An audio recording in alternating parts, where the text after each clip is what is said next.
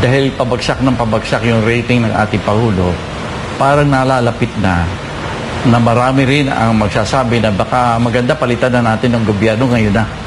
Yun ang nakikita kong Ito ang wow trending. Impeachment case laban kay Marcos Jr. maaaring isampa sa 28th Congress. Ayon pa kay dating DND Secretary Norberto Gonzales na marami na ang gusto na ma-impeach si Marcos Jr. Mahirap o mayaman, dismayado na ang mga Pilipino sa mga politiko ngayon sa administrasyong Marcos. Walang pagbabago at paulit-ulit lang ang sistema. Dahil nga dito ay nawalan na ng gana ang mga Pilipino sa pamumuno ni Marcos Jr. Sa latest nga na survey ay mas lalo pang bumaba ang trust rating ni Marcos Jr. Kasunod nga sa balita na ito ay ang pagharang ni Marcos Jr. sa pagdalo sa susunod na Senate hearing sa iligal na pag-aresto kay former President Rodrigo Roa Duterte. Binigyan ng kondisyon ng mga taga-suporta ni former President Rodrigo Roa Duterte si Senador Amy Marcos na iboboto nila ito kung may makontempt sa mga alipores ni Marcos Jr.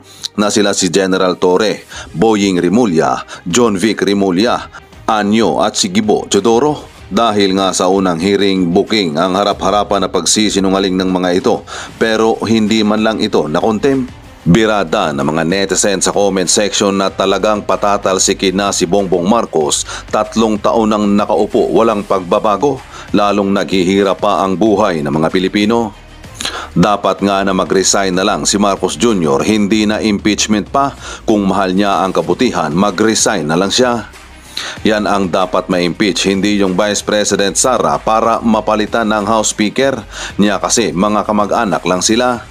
Yes, Lord, help us to impeach BBM for the country to become progressive and back to be developing nation again during former President Rodrigo Roa Duterte term. Truly and frankly speaking, 90% of the Filipino population do not want him to continue his leadership.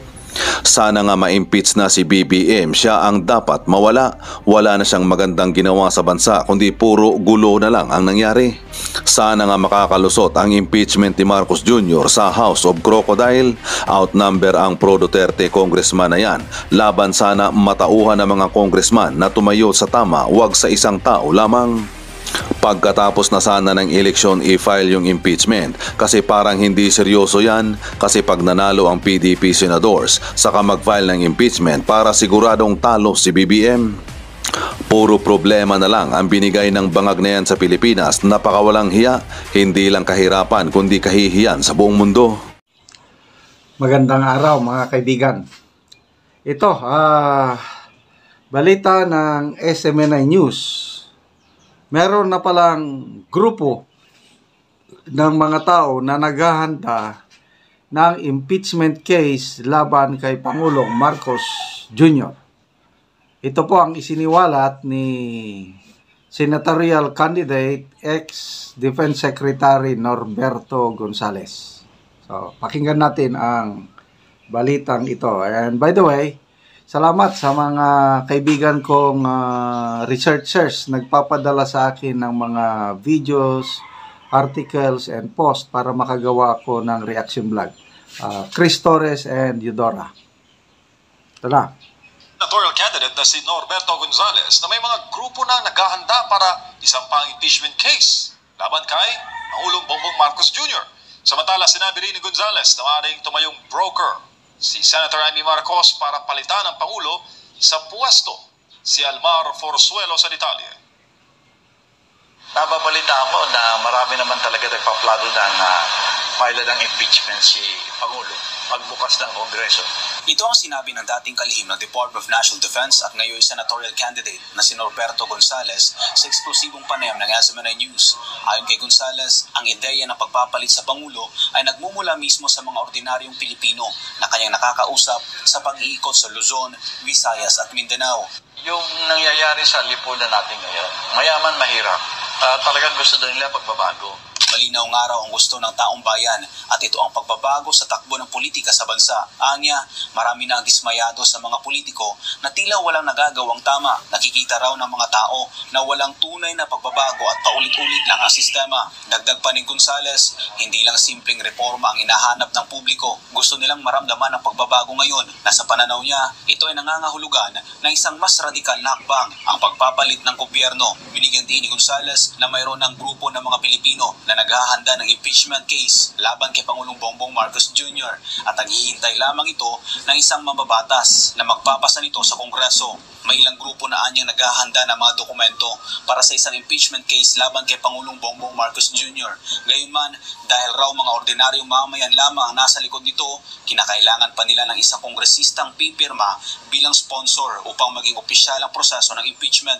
Samantala, tungkol naman sa hamon ng dating Chief Presidential Legal Counsel na si Atty. Salvador Panelo kay Senador Amy Marcos na sampahan ng impeachment ng kanyang kapatid na si Bongbong Marcos, ito ang naging sagot ni Gonzales. Ang nakikita ko lamang sa ngayon, kunyari yung kapatid niya si Senator Amy Marcos, maganda yan na kung siya ititindig at sabihin na ako handa akong kausapin. Nilinaw ni Gonzales na magandang hakbang kung tatayong broker si Senator Amy para sa isang panibagong eleksyon. Anya, bukod sa galit ng maraming Pilipino sa kasalukuyang administrasyon, patuloy rin ang pagbaba ng ratings ni BBM.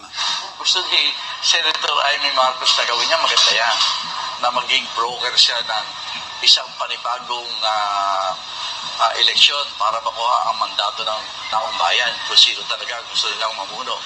Pwede niyang gawin yan. Dahil papagsak yung rating ng ating Pangulo, parang nalalapit na marami rin ang magsasabi na baka maganda palitan na natin ng gobyerno ngayon na. Yun ang nakikita kong sentiment. Para sa Diyos sa Pilipinas, kung mahal, Almar Forzuelo, SMNI News.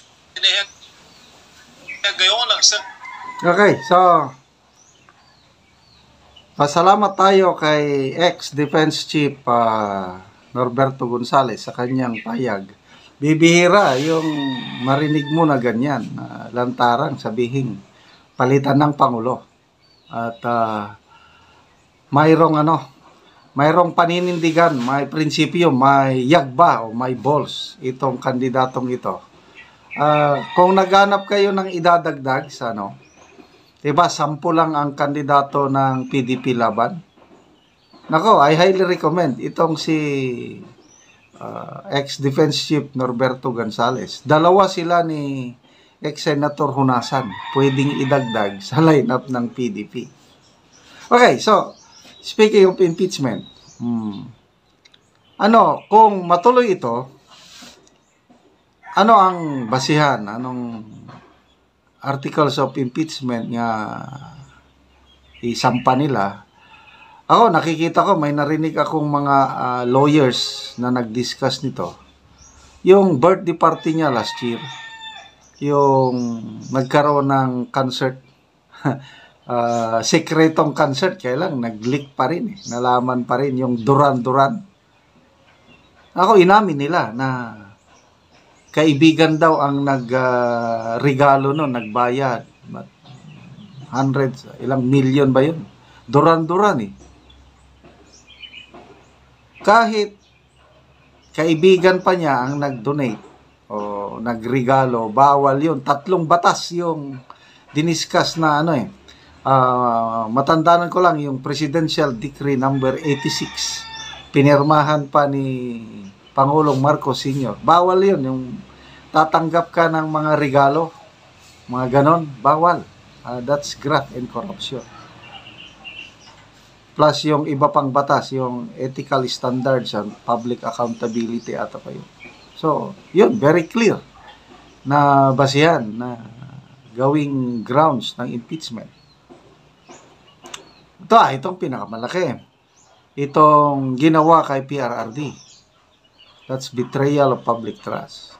So, tingnan natin kung as far as individuals are concerned, na ako, marami akong nababasang comments sa aking mga vlogs. Impeach PBBM, impeach PBBM, gano'n. So, dapat may maghanda, may mag-prepare. At kongresista, palagay ko, may mga matatapang pa yung kongresista na mag-endorse. Ayan. mga Congressman Pulong, Congressman Raul Ungab, Sid Ungab. Meron pang mga matitinong kongresista na mag-endorse. Ang tanong lang, itong 19th Congress, baka mas marami pa rin kongresista na hindi papayag. Tingnan natin sa 20th Congress.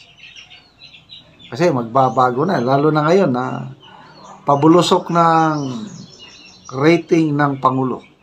Yung article ni Professor Alex Magno sa Philippine Star, sabi niya, meron pa daw isang survey na hindi pa nilalabas. Single digit na lang daw ang trust or approval rating ng Pangulo. Ibig sabihin, ang lumabas kasi sa Publicos Asia, 14% na lang ang kanyang trust rating. Yung isang survey na hindi pa nilalabas, single digit. So kung single digit, 9, 8, 7 na lang ang trust rating niya. Wala na. Pabulusok na. So ang description ni Professor Alex Magno, ang administrasyong ito kung hindi magbago, papasok na sila tinatawag niyang political purgatory.